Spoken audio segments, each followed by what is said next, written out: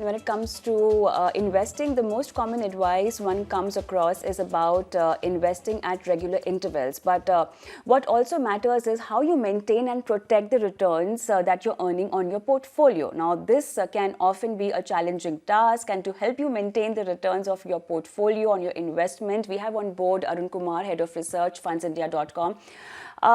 Arun, good evening. Welcome to the show. We are going to talk about how can you safeguard your earnings on the portfolio that you've made. So a lot of time when we advise or when we talk to our experts, Arun, we often get to hear that you need to have your portfolio lined up as a financial goal, which means you're aiming at a longer term duration. And when you talk about longer term duration, there are going to be different market rallies and market movements that you need to digest, your portfolio need to digest, and your investment needs to go on. But what happens is the fear a lot of times in the investor's mind catches up, and then when they are seeing an environment like this, which is right now very uncertain in the markets, and they have really not earned anything in almost a year's time, a lot of investors worry about the profit that they have made, and also start thinking that they might not be able to achieve their goals, looking at the kind of uncertainty involved right now. It's very important at this point in time to rebalance your portfolio and take the right call. But then the first question is, if you are invested for a longer period of time horizon in your investment, your portfolio can show negative returns for a certain period of time. But then when you talk about a time frame which is 10 years or 15 years, there has to be something called as compounding that acts on, and which gives you the benefit when these kind of volatile movements are there in the market. So usually what happens is that whenever there is an all-time high in the market, right, there's a natural urge for all of us to either do some profit booking or reduce our equity exposure. So this is perfectly fine, but if you really look at it, what is in fact increasing this urge further is that the last 1 year, if you look at it, whenever the Sensex hit close to the 60,000 levels, it hit 3 times, and all the 3 times it fell close to 10 to 15%. So naturally, the fear is that will it again fall this time?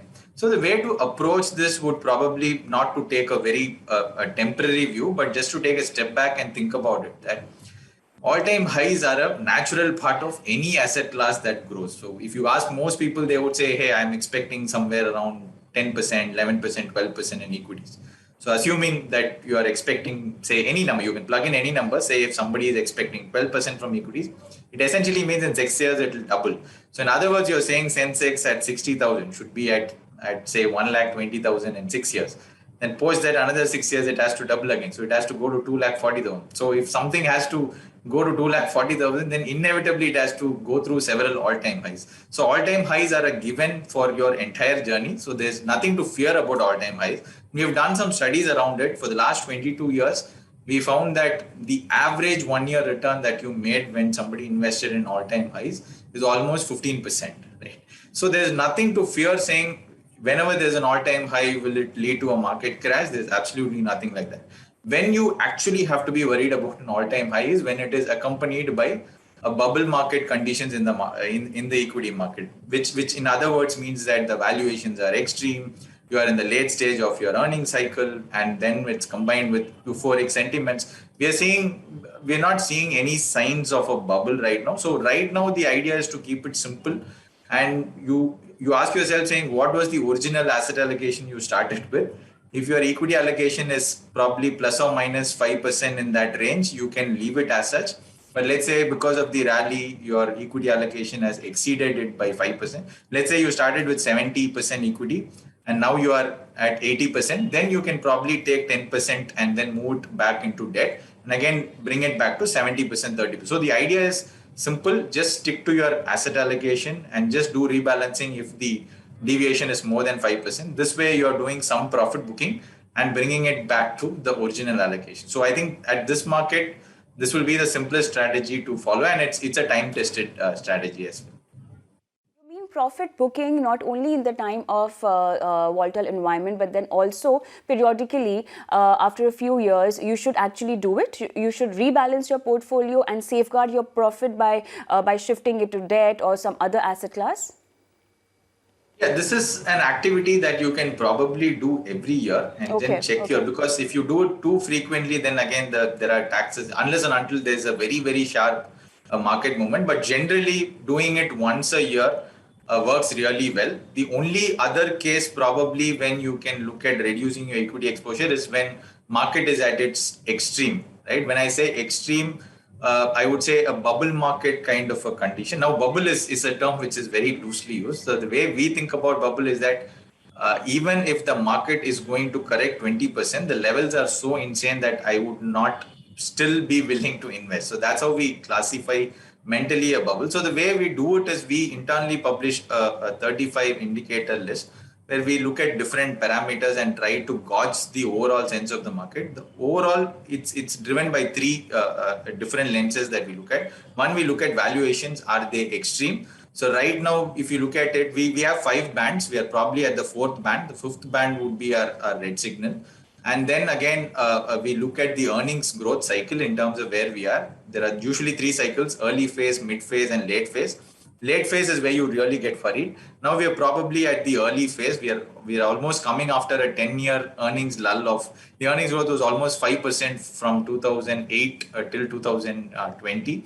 Now in the last 3 years, you have seen 20% plus earnings growth. So the earnings cycle is started, but I think we still have a long way to go in that sense. And the third leg would be on the euphoria front, where both your FIIs and DIIs get extremely positive. Right now, DIIs are positive, but FIIs, as all of us know, have been taking out money left, right, center for while they've come back in the last 2-3 months.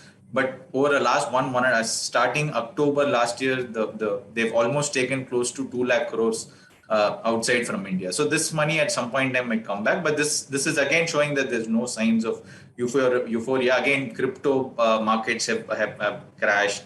And then you look at the IPO, the IPO frenzy is also more or less died down. The number of new investors entering, that is also kind of slowing down. And if you look at the 5-year return, they're somewhere close to 13%, while in 2008 it was almost 45% plus. So from different parameters, you're not seeing any major signs of a euphoria. So putting all this together, we think we're not in any bubble market kind of conditions now. So I think it's better to stick to the basics. Make sure your asset allocation is through. If your goal is coming up in 3 years, no doubt you need to take your money out of equity and gradually move to debt. That was But if my question to you now, because it's also a sure. time for people who goals are almost approaching, and if there's a 3 years timeline, what do you do? How do you protect your profits? Yeah, so if your goals are coming up in the next 3 years, Yeah.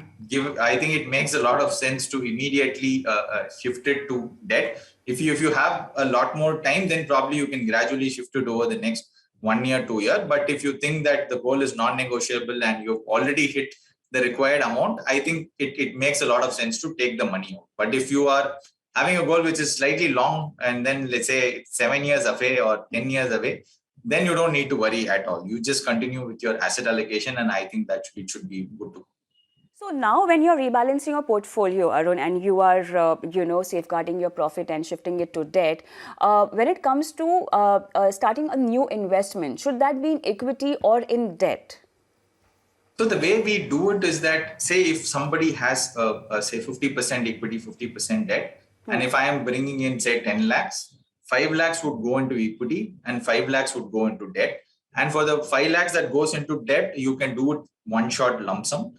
And for the 5 lakh which goes into equity, what we do is we put 40% as lump sum. The remaining 60% we distribute it across a 6-month STP. So in this, it's more of an emotional it's more of a behavioral tool that we use so that you are able to kind of optimize your regret. Because if you go all in and the market falls, the regret hits you. And if you are very slow to deploy and the market goes up again, regret hits you. So this is a strategy which ensures that behaviorally you are able to survive the near-term regrets that happen. So in this way, you can deploy the new money as well. All right, Arun, that was all. Thank you so much for helping our investors with that, and all of you who have made a lot of profit on your portfolio, scared about losing it all. Arun explained you very well how to rebalance your portfolio. Thank you so much.